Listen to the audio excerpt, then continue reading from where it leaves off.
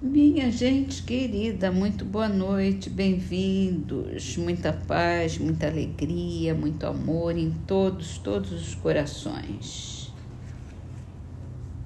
Vamos começar as nossas leituras de hoje.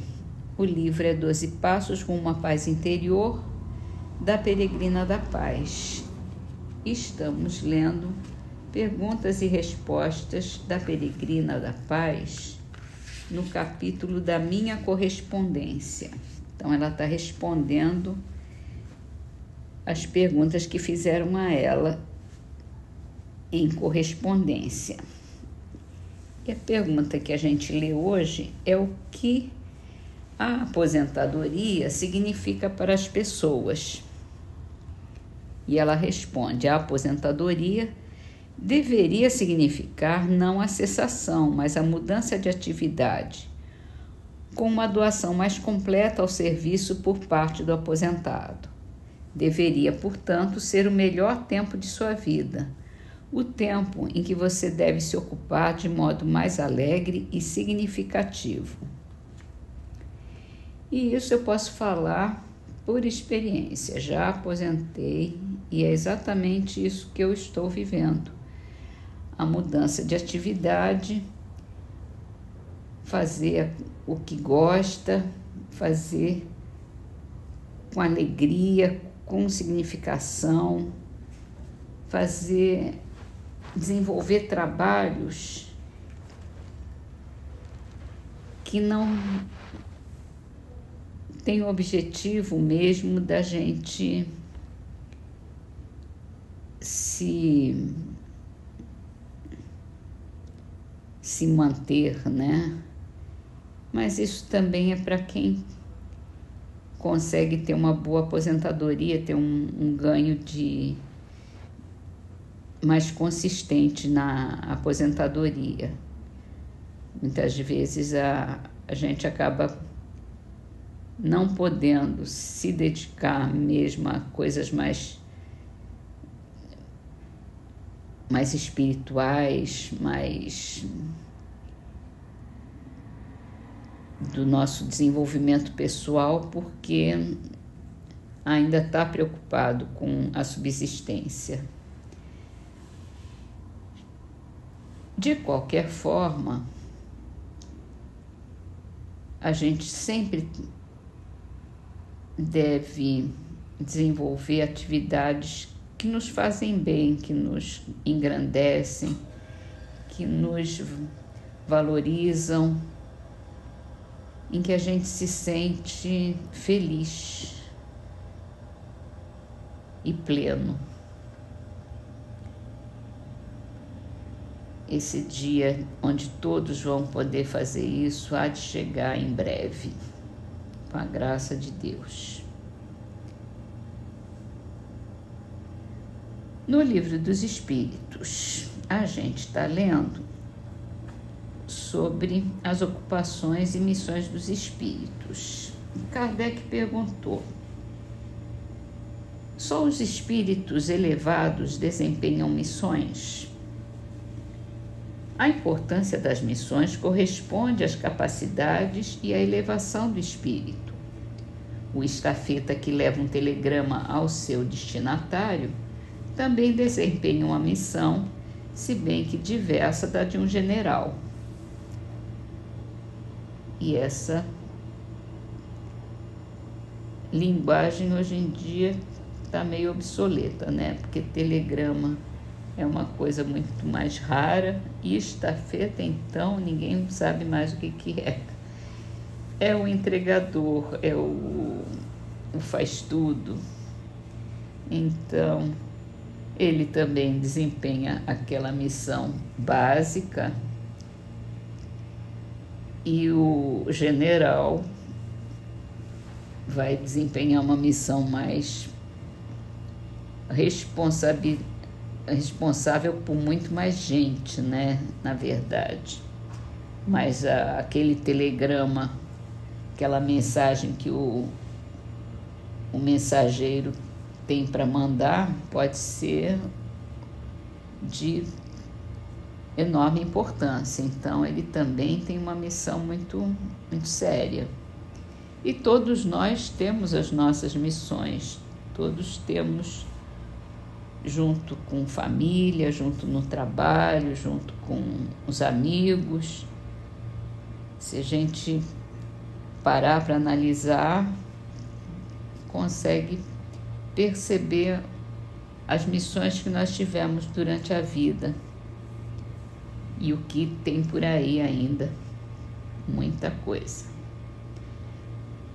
Vamos então passar para a Gênese. Hoje já é segunda-feira, a gente volta a estudar a Gênese de Allan Kardec. E aqui a gente está falando das curas no capítulo dos milagres do Evangelho. E hoje a gente fala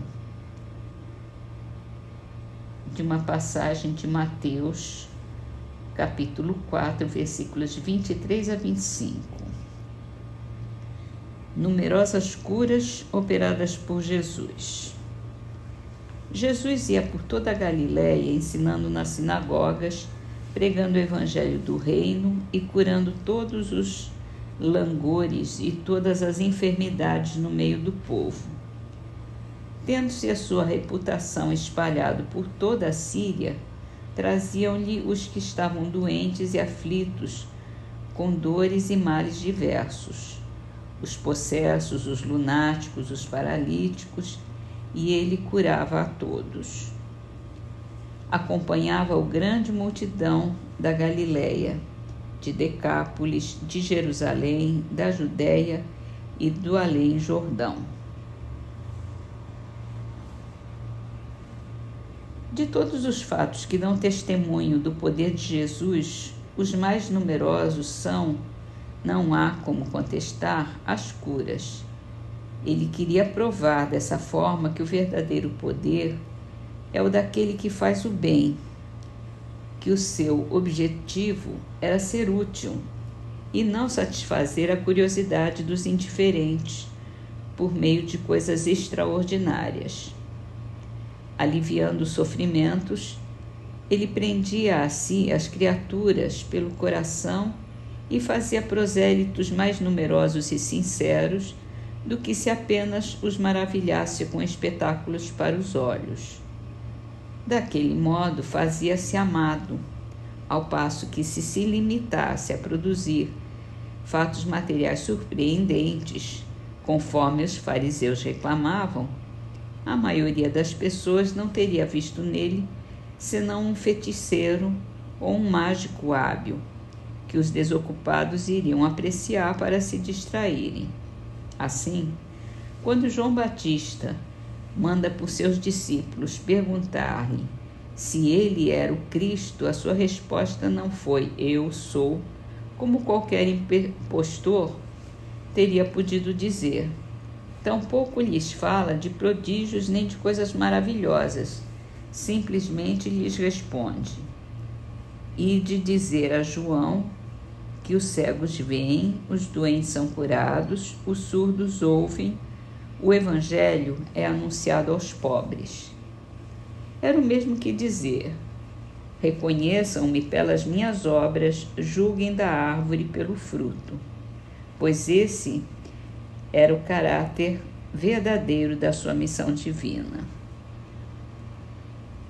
O Espiritismo, igualmente, pelo bem que faz, é que prova a sua missão providencial. Ele cura os males físicos, mas cura sobretudo as doenças morais. E esses são os maiores prodígios que lhe atestam a procedência.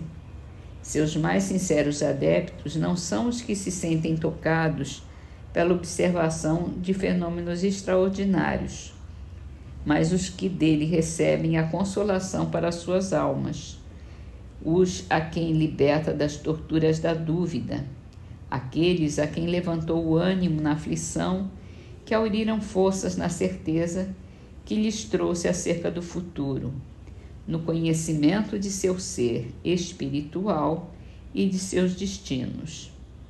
Esses os de fé inabalável, porque sentem e compreendem.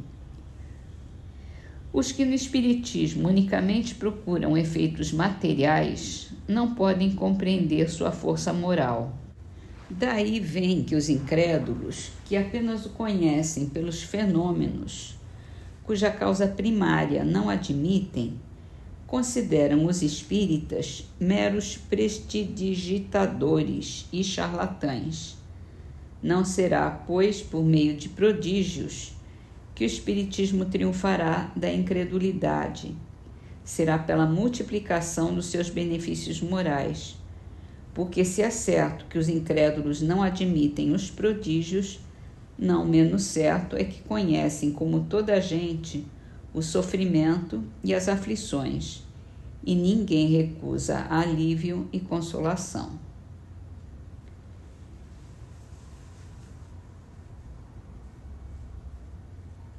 É isso mesmo, né? O bem é que deve vencer sobre tudo. É o amor, é a ajuda, a caridade, a bondade. Isso é o mais importante. Então, Jesus veio renovar esse conceito no coração de todo mundo. E o Espiritismo chega num momento em que os fenômenos espirituais estavam pululando por todo o mundo. Era uma febre de mesas falantes, de comunicações espirituais, e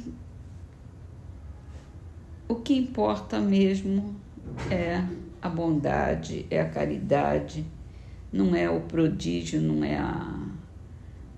o maravilhoso, entre aspas, né, que chama atenção, mas é o bem que a gente vem aqui para fazer nesse mundo. É isso. E assim a gente termina as nossas leituras com a trovinha de Casimiro Cunha, do livro Através do Tempo, psicografado por Chico Xavier. Divina Bênção. Um dia depois da morte, no clima da eternidade, brilhará também contigo a bênção da caridade.